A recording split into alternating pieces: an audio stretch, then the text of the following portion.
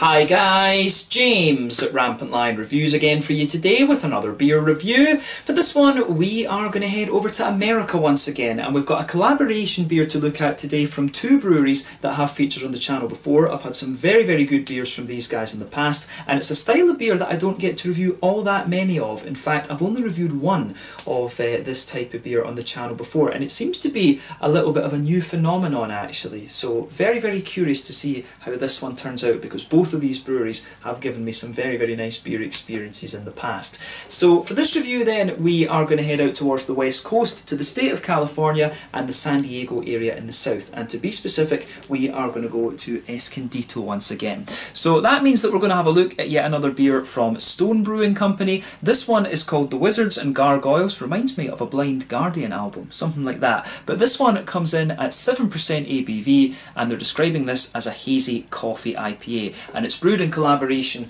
with Modern Times Brewing Company, who come from the Loma district in San Diego as well. And we've had some very good beers from both of these breweries, like I said. So yeah, really curious to see how this one turns out. This is only the second coffee IPA that I've reviewed for you on the channel. The first one came from Overtone Brewing Company in Glasgow, back in my native Scotland. That one was called the Rwandan Coffee IPA, and I have to say that was a beautiful beer. It was one of these very odd ones that for some reason it just worked. It was like when I tried a black IPA for the first time. You know, you think it's very strange, but somehow the flavour combination just works. So yeah, very curious to see how this one turns out. Modern Times Brewing, of course, are very good at producing coffee stouts and things like this. They do have their own coffee roastery and things like that. And you know, Stone Brewing Company do have the Jokowesa as well, actually. I've never tried that beer. That is one that I really do need to get a review of at some point here on the channel. So we'll see about doing that. I can get that one fairly easily over in Japan from what I remember. So we'll see about doing a review of that the next time I head out there. But yeah, very curious to see how this one turns out. Hopefully you guys enjoy my take on this beer, and hopefully it's another very good beer and makes for a very interesting review. So yeah, let's see how we got on then. Incidentally, we got this beer through the Tillfällig assortment in October of 2020 through Systembolaget here in Sweden, just so you know. But yeah, as always with my reviews, I'll tell you a little bit about the breweries involved here before we taste the beer. If you want to get straight to the tasting, just fast forward. All the usual links are in the video description below. That's the brewery websites, the link to my other reviews that I've done, both from Stone Brewing and from Modern Times Beer. You will see more added to those lists at some point in the near future, I have no doubt about that. There's all the usual social media down there. If you want to see more reviews, do please consider subscribing to the channel. The whole channel, of course, has a geography-based tagging system, so you can go into the homepage and search for beer based on country, city, state, county, province, prefecture, whatever it is you're interested in. Do check out the playlists of beers from different countries. There is one there for all the American beers that I've reviewed for you. That's being added to very regularly these days, because we are getting a good selection of American stuff here in Europe at the moment. And as always, please do get in touch and let me know some of the other beers and breweries that you guys would like to see me review. It's always great to hear from you guys that are watching the videos, and the support that you show the channel is hugely appreciated. So anyway, to tell you a little bit about Stone Brewing first off then, since these guys are the home brewery. So Stone Brewing were founded back in 1996 in San Marcos in California by Steve Wagner and Greg Koch, and this location now is of course home to Port Brewing Company and the Lost Abbey Brewery, who are they're basically in the same parent company, if you like. But in 2006, after having expanded quite a lot, Stone moved to a new custom-built facility in Escondito, which is also home to their restaurant Stone Brewing World and Gardens. And this facility, from what I understand, serves as their main kind of headquarters. But they opened a second restaurant of the same name in the Loma district in San Diego, and they also own stores in Oceanside, Pasadena, and also South Park and Little Italy in the city as well.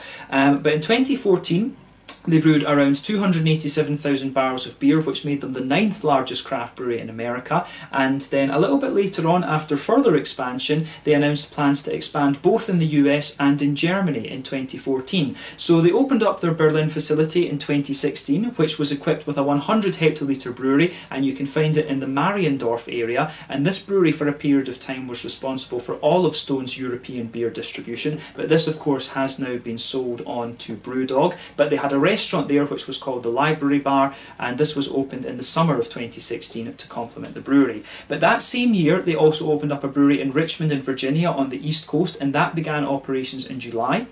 of 2016, and they also have a facility these days in Napa in California as well. I wasn't able to figure out whether that was a brewery though, or just another kind of restaurant and bar type thing, but you know, as you can tell, Stone Brewing are a fairly big operation these days. But as of 2020, they employ around 1,100 people, and they're still the 9th largest craft brewery in America, and as of this point, November 2020, like I said, these guys have produced around 1,050 different kinds of beer according to Untappd. So a really well established brewery. They have been around 24, nearly 25 years now, and you know, what if we have that 1,050 different kind of beers? You know, that's quite a few different beers every year. Actually, we divide 1,000 by 20. That's going to be what, you know, it'd be about 50. So is that somewhere in the region of 50 different beers a year, a little bit more. So yeah, that is a pretty impressive output actually from Stone Brewing Company. Very, very prolific. Of course, there are a few beers that are derivatives of other ones with different barrel agings and things like that, of course. But yeah, still a very, very prolific brewery, I have to say, and very, very experimental. Stone Brewing, of course, inspired a good number of breweries that came after them. But yeah, that's all I can really tell you about Stone Brewing for the moment. If you want to learn more about these guys, you can check out the brewery website, you can follow them on Facebook and Instagram to keep up to date with all the latest goings on, and you can of course check out the Rate Beer, Untappd and Beer Advocate pages to learn more about all the different beers that these guys have done. So yeah, let's go on to the guest brewery in this case then, Modern Times Beer, and we have had a good few of their beers on the channel before as well. These guys do some very, very nice stuff. So Modern Times Beer, as I've told you before, are based in the Point Loma district of San Diego in Southern California. The brewery was founded back in 2013 by Jacob McKean, who is a Beer Geek home brewer and former Stone Brewing employee. So they brewed their first batch of beer on the 18th of May 2013, and they had their first beers on tap in their tasting room on the 9th of August before their official grand opening on the 1st of September. But the brewery initially started to operate on a 30 BBL system, and today their beers are quite widely distributed throughout Southern California, and they are fairly easy to get over here in Europe if you know a good beer shop. But the brewery apparently is named after the Utopian community, which was founded in 1850, and most of their beers, or a number of their beers I should say, are named after utopian ideas or mythological utopias. So apparently the Modern Times colony people lived with bartering, without the restriction of marriage, and they experimented with a less exploitative lifestyle and a more pleasurable world, which sounds ideal to be honest with you. But today the Modern Times colony is in Brentwood on Long Island in New York State, and Jacob has always been very, very keen on these little kind of random pockets of history, and so he decided that he was going to name his brewery after one, and it's gone very well for him, I have to say. But these days they have 2 tap rooms in San Diego. There's a brewery and restaurant in Los Angeles, there's also one in Encinitas, and another brewery and restaurant up in Portland in Oregon, and they've also got a restaurant in Santa Barbara these days as well. So yeah, Modern Times Brewing are becoming a fairly big craft brewery operation, and they've got a good few different locations, like I said. But they've also been roasting their own coffee beans for quite a long time as well, and as a result of that they've been producing a lot of coffee stouts. So you know, Modern Times, they are kind of like a craft brewery and a craft coffee roastery as well. You know, some of the kind of work that goes into coffee beans and stuff like that, it is rather akin to the amount of effort that goes into making craft beer and things like that as well. So yeah, I've never been so much into drinking coffee. I feel like I actually don't drink coffee at all, but I really do appreciate coffee beans as an adjunct in beer. They can be really, really nice. But as of November 2020, when I'm filming this review for you, these guys have produced over 1,350 different kinds of beer according to Untappd. So yeah, that's even more impressive than Stone Brewing actually, because these guys have only been around, what, you know, 7-8 years. I think that is pretty damn impressive to have produced 1,350 different kinds of beer in just 7 years. You know, what's that? That's nearly 200 beers a year. That's just insanity. Absolutely crazy. But yeah, a very, very good brewery in my experience. I've had some very, very good IPAs from these guys. I do want to try a couple of beers from the darker end of the spectrum. But yeah, we do get a couple of Berliner Weisses, we get quite a few IPAs from them, but I've not seen any of the dark beers really yet actually. So that's something that I will keep an eye out for from Modern Times Brewery. over the next little while, or Modern Times beer I should say. But yeah, that's all I can really tell you about Modern Times for the moment. If you want to learn more about these guys, you can check out the brewery website, you can follow them on Facebook and Instagram to keep up to date with all the latest goings on, and you can of course check out the Rate Beer, Untappd and Beer Advocate pages to learn more about all those different beers that they've done, and the same for Stone Brewing of course. So yeah, let's get on and actually have a taste of this beer then. I'm very, very curious to see how this one turns out. So as you can see, the artwork on this one is absolutely beautiful, and I will definitely be keeping this can. I really love that kind of 8-bit Minecraft kind of thing that this beer has going on. There you can see at the top there is the Stone Brewing Company symbol. Stone, as I mentioned to you, are the home brewery in this case. That's why we did their history section first. There you can see Modern Times beer. It used to actually say, I'm sure it said Modern Times beer originally rather than Modern Times, so I think that has been edited a little bit since their coffee operation has grown a little bit. But there you can see the nice piers and stuff like that. I think that is supposed to be the Point Loma Skyline. Of course, both of these breweries have a little bit of activity in Point Loma.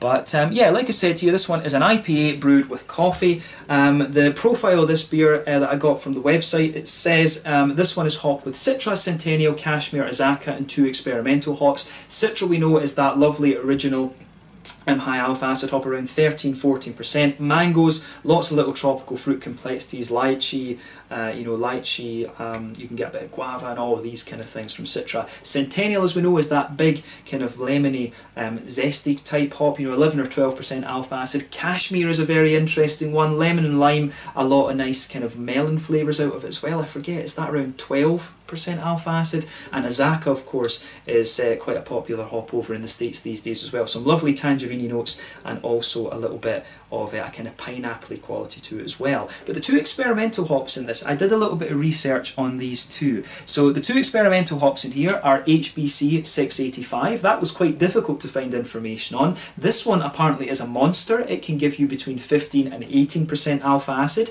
It's supposed to give you a lot of stone fruit and piney flavours, which should be quite interesting. And HBC 692, the other experimental hop, these days this one is known as Talus, and that apparently is a daughter of Sabro. So it's supposed to give you a lot of pink grapefruit, quite a bit of citrusy character as well, some nice piney notes, floral notes as well, and a good little bit of a woody characteristic as well. And it's quite a low alpha acid one by comparison. It's 9 to 9.5% alpha acid apparently.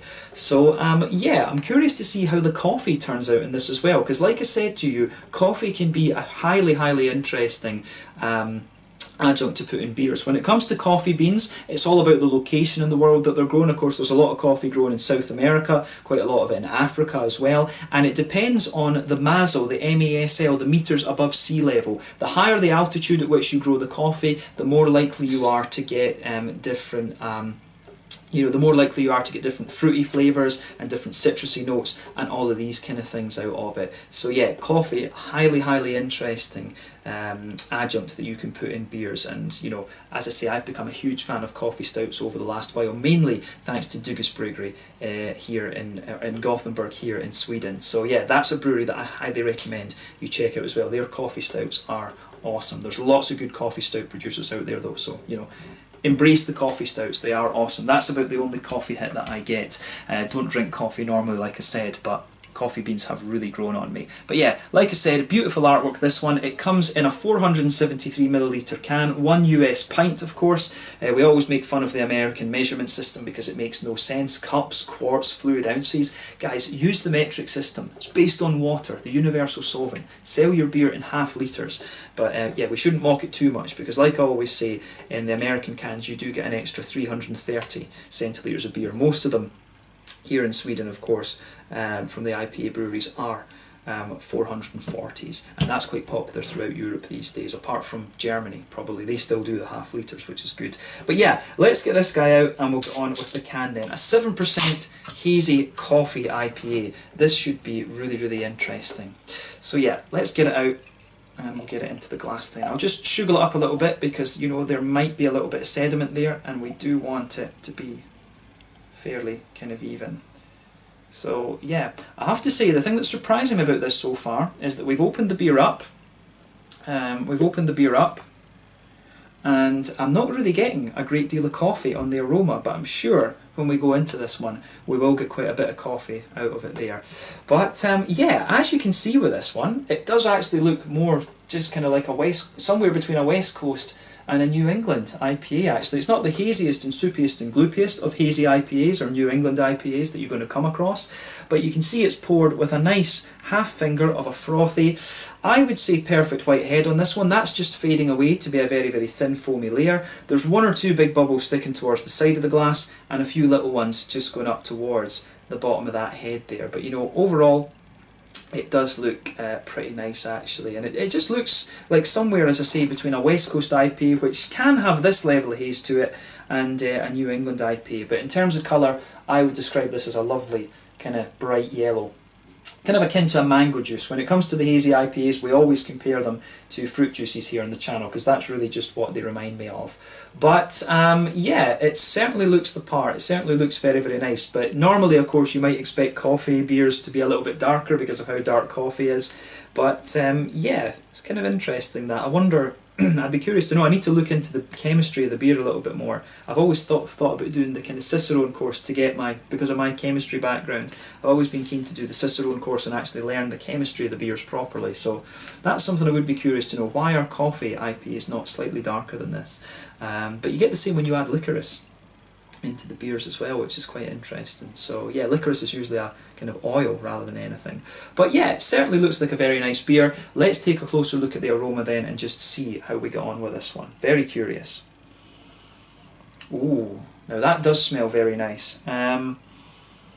Yeah. So one of the things you're going to notice about this beer is that straight away with it you can smell a lovely smooth base to it. There's definitely a bit of that kind of wheaty smoothness to it. There's definitely a little bit of an oaty quality in there as well. And the coffee just kind of sits on top of that. It really just sits on top of that. I'm just going to check, because this beer, it should tell you whether there's oats and wheat and things like that. So it says, yeah, malted barley and oats. That explains the kind of smoothness out of this beer. It doesn't have wheat, and I am surprised at that, because at the back of the nose you do get a little bit of bitiness out of this one, and usually it's the wheat that gives you that. So the oats, I'm guessing, would have been used just to kind of smoothen it out a little bit, and that's probably why the coffee comes across as very, very smooth. I'd be curious to know what malts they've used in this. As well, what barley malts, because normally these IPAs, they would use a lot of crystal, or they would use a little bit of Turo or something like that, especially on the West Coast. Because yeah, it does have a little bit of a nice smooth white bready backbone. You can smell that slightly creamier and thicker oaty character out of it as well. And like I say, the coffee just kind of comes across as being really infused into all of that actually. But the coffee, I would say, it's actually more like a subtlety than it is kind of, you know, being at the forefront of the beer. It really is more of a kind of subtlety, which is very interesting. Like I said to you, the other example of this style that I tried was from Overtone Brewing Company in Glasgow, back home in Scotland, and that was a beautiful beer, Rwandan Coffee IPA. If you ever see that, give it a go. But yeah, the coffee in this one is very, very nice. So the coffee bean itself, like I say, it can have so many complexities, but it comes across as a very, very smooth roast. But I think the oats are kind of helping that a little bit, to be honest with you. I think the oats are kind of making it seem a little bit smoother. But yeah, there's a nice little bit of a smooth earthiness to it. I actually find it quite aromatic as well. I find the coffee notes in this beer quite aromatic, and it's almost just got a little touch of a citrusy edge to it as well. I wish they told you what coffee bean variety it was that they put in. They didn't say that on the Stone website actually, but I'll be guessing it's one of the various ones that Modern Times play around with. But for me, the coffee notes in this one, if you just focus on that coffee smoothness in the middle of the nose, you'll find, I think, quite a smooth, very, very smooth roast to this one, helped by the oats. Nice little bit of kind of floral aromaticity, and you also get a little bit of a citrusy character to that coffee bean as well. But it's a beautiful, beautiful smelling beer, this one, from the malty side of things. I do get a little bit of a kind of biscuity note out of this one, a McVitie's Digestive sort of thing, cookies for the Americans amongst you watching. So yeah, it does have a little bit of that coming out of it too, but the aroma, I have to say, is lovely in this beer. It's these coffee IPAs, there's just so much depth to them, you can sit and smell them all day.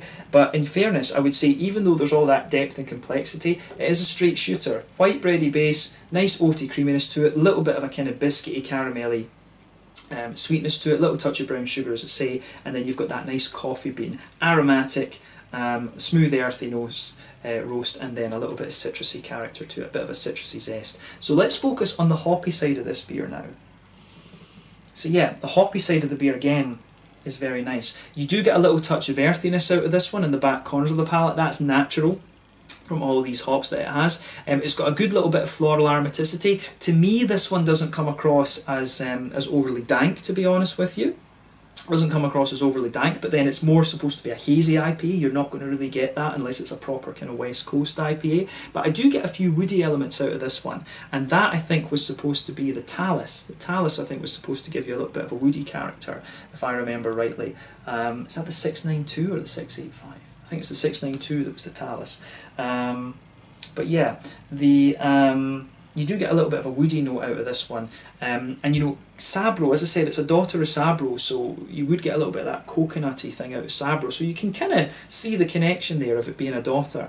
But yeah, you get a nice little bit of a kind of grassy note out of this beer. And I would say that overall, to be honest with you, I think the green side of the hops in this beer really lean towards a more kind of grassy end of the spectrum, which is quite interesting.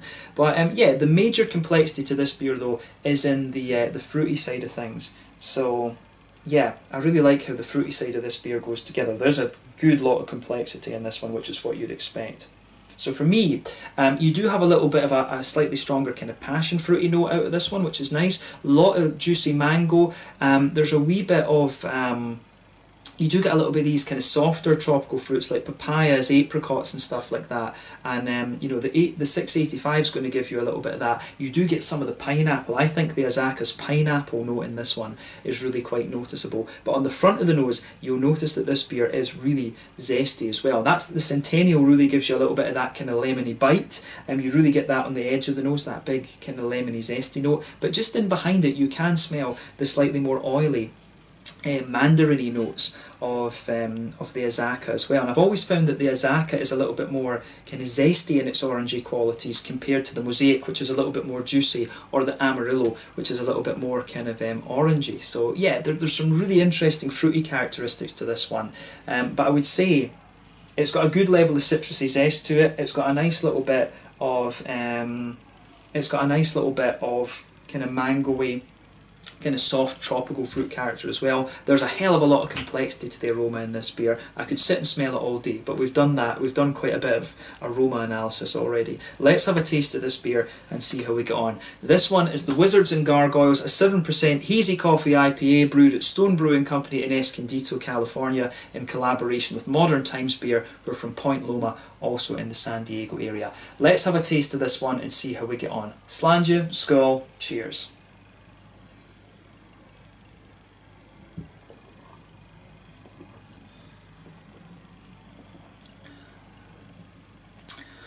That is nice. This one is actually, the coffee has a little bit more of a dryness to it. First impression is the coffee has a little bit more of a dryness to it in the flavour than it does in the aroma. It really does give the beer just a really nice kind of almost powdery dryness. It's almost the same kind of thing that you get. It's almost got a little bit of that dusty vibe to it, if you like, that you sometimes get from dry hopping. That's interesting. That is very, very interesting, I have to say. But I'm going to just say straight away, thumbs up to Modern Times and Stone for this. They've pulled off a really very quirky but very interesting beer. And as I've said to you before, we like beers on the channel that are kind of quirky and unusual, definitely.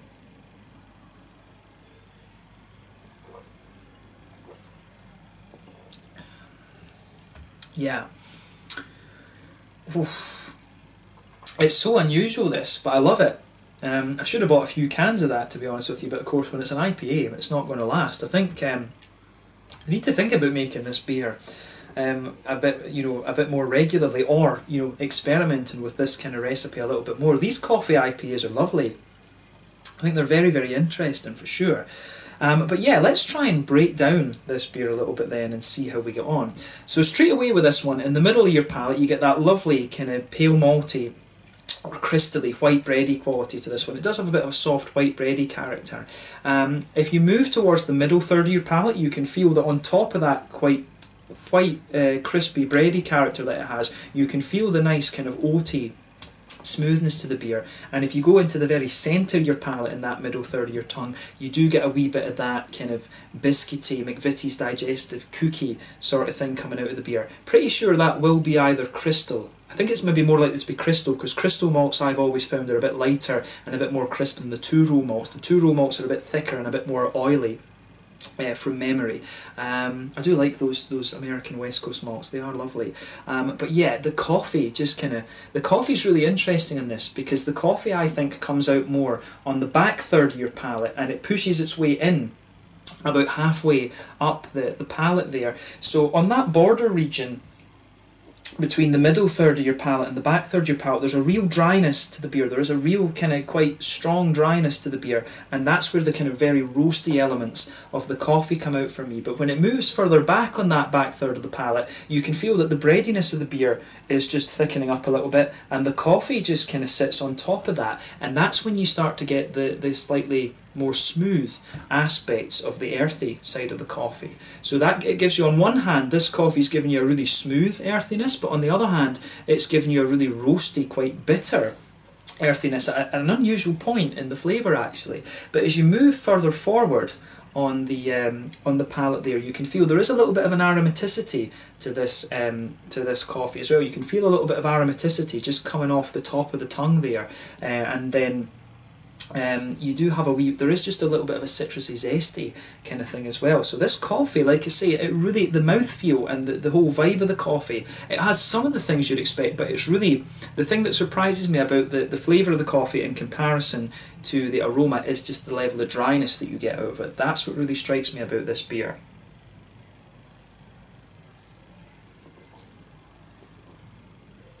But like I said, this one is just lovely.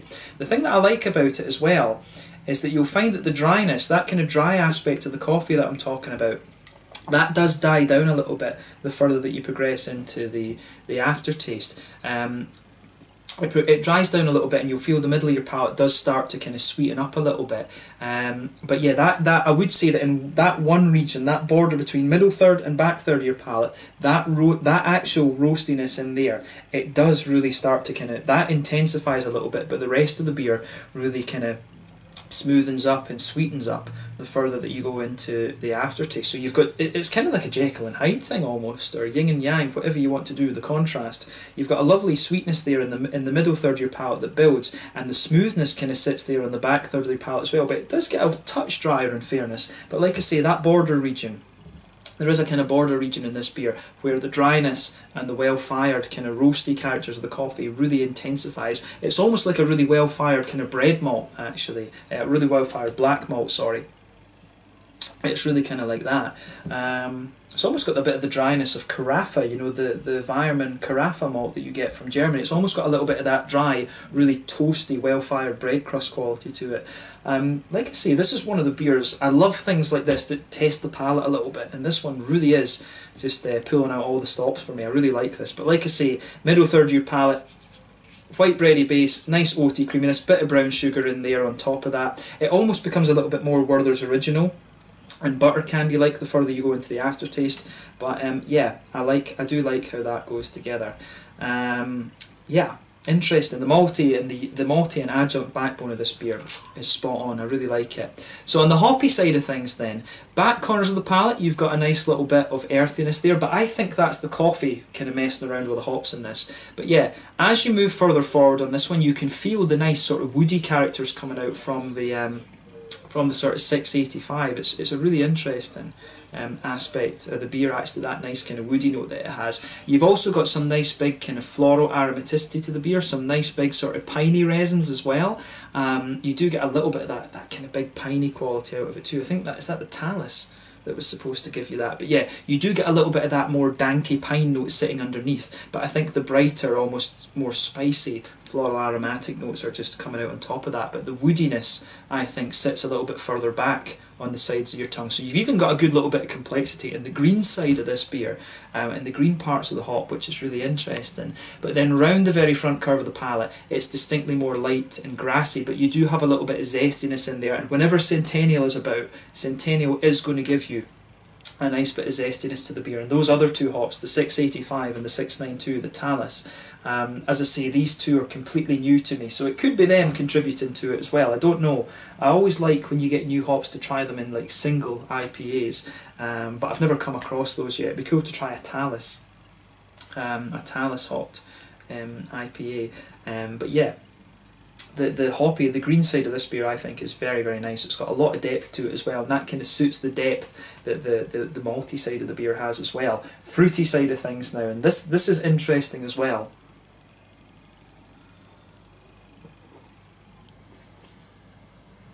So when you take this beer in, I think in the beginning it's got a real oiliness to it. It really has quite a nice oily, fruity character to it. But I think as you go further into the aftertaste, it does get progressively more fruity and juicy. So as I always say, the fruity part of the beer comes out on that front third of your tongue, and you get that nice oily bubble where the juicy fruity esters just roll their way out of the beer. If you go towards the back of that front third of your palate, you can get, again, there is that kind of border region where the flavour is just a little bit stronger, just a little bit more harsh and almost dry. So you can really pick out the borders between the 3/3 of the palate in this beer for me.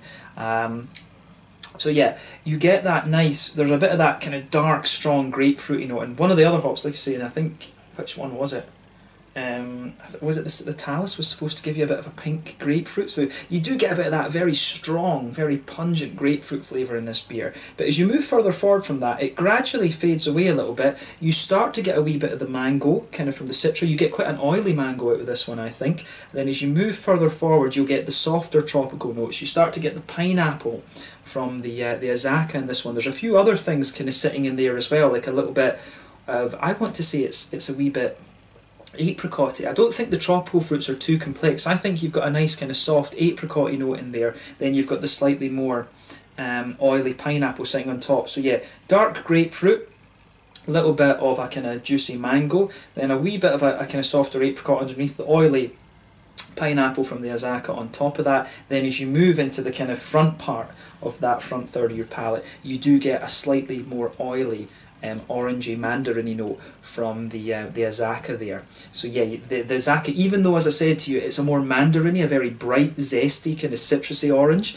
that you get out of the Azaka, you really can feel that, and the Centennial, I think, is really pushing the zestiness out of this one. The Centennial is really, really pushing that big zesty quality that the beer has. You actually feel this beer is very zesty and fresh. It's almost got a little bit of that kind of minty, that almost like minty, zesty type freshness to it on the very tip of the palate. And Centennial's always going to do that. It's one of the things that I really like about Centennial. It's a very popular hop in the West Coast IPAs, just to kind of push the zesty and bitter side of those beers, and you really get that out of this beer quite a lot actually. And Azaka, I think, is kind of promoting that.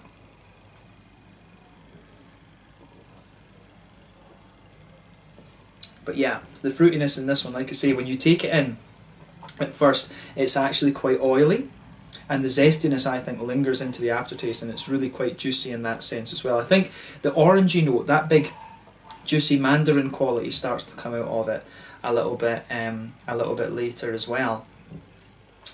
So yeah, this one, I think it's got a good balance between the zesty notes from the Azaka and the Centennial, but the more tropical notes that you get out of this beer are very interesting as well. I think the Talus is giving you a bit of that more kind of grapefruity note, but the 685, I think, is going to give you some of those nice kind of tropical notes to the beer as well. As I say, I don't know those hops very well. I know the other hops pretty well, and I can kind of speculate, but I'm just guessing by process of elimination what the new hops are kind of contributing to this. But I do like that woody note that the Talus, the 692, is giving you out of this one. It's a very interesting hop, that.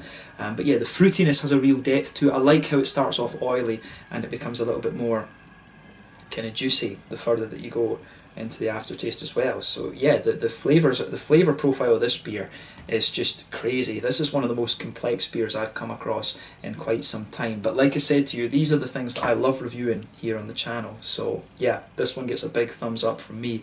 Let's leave the flavour side of the beer at that. We could sit and analyse this thing all day, but the main message to take away is this is a damn good beer, and I recommend you try it. In terms of the mouthfeel then, what are we going to say about this one?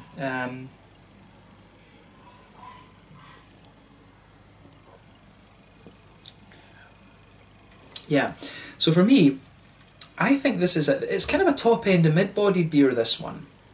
It's got a really nice cleanliness to it as well. So for me, this is it's got a good oily vibe to it, but at the same time it's quite slick. The carbonation for me is very smooth in this, and this is definitely a really kind of oily beer. And I do wonder if that's the coffee beans that are promoting the oiliness in this one. As I said, I'd love to know what variety of coffee bean it is, what country it's from.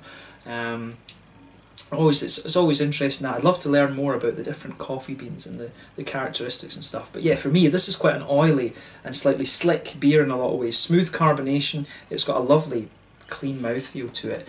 In terms of bitterness, it's difficult to say with this one because the coffee really has a bit of smoothness to it. But I wouldn't be surprised if this kind of sits around the sort of 60 IBU mark, but I think most of the bitterness is coming from the coffee, the hoppy side of things. While it does have a little bit of that piney resin and a little bit of that kind of floral aromatic spice to it, I think most of the bitterness comes from the coffee in this beer, to be quite honest with you. And I wouldn't be surprised about 60 IBUs. I would say about that. I'll need to look that up afterwards, but I think about 60 IBUs from this one, mainly from the coffee. The malty side of the beer, like I say, very smooth. It's got a little degree of sweetness to it, and you do have a nice kind of roasty, toasty character as well from the coffee. The fruity side of this beer is lovely. It's got a real depth to it as well. Very kind of quite oily in the beginning in my mind, but then it really does progress and become a little bit more juicy the further that you go into the aftertaste of the beer as well. But yeah, I have to say, I think this is one of my favourite beers that I've reviewed over the last little while. This one for me really has a real depth to it, and I love things like this that test your palate. I mean, after about 2,500 beers, this is the kind of thing that you want. I almost wish that I'd done this one for the 2,500th review, actually, with this one. So yeah, this is a lovely beer. If you get the chance to try this one, I think it's definitely worthwhile. This is a very good beer. So I think it would be a terrible shame if Stone and Modern Times never did this beer again, or at least if they didn't take the recipe and started experimenting with a little bit. That beer is this good.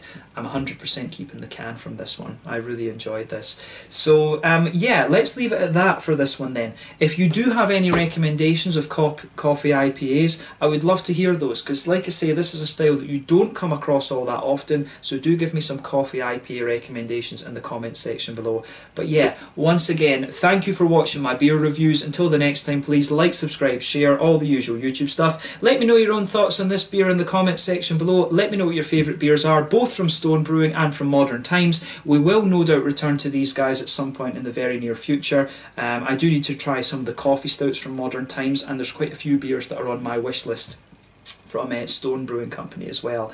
But yeah, thoroughly enjoyed this review, and yeah, I wish I'd kept this for the 2,500th review, but what can you do? Some beers really surprise you, and this one certainly has. Thank you again for watching. Check out my social media, check out these breweries, and I will catch you guys very soon. This one was the Wizards and Gargoyles, a hazy coffee IPA at 7% ABV from Stone Brewing Company in Escondito near San Diego in California, in collaboration with Modern Times beer from the Point Loma district of the city. Beautiful stuff, and I really enjoyed it. Slàinte, Skål, cheers, catch you guys on the next review.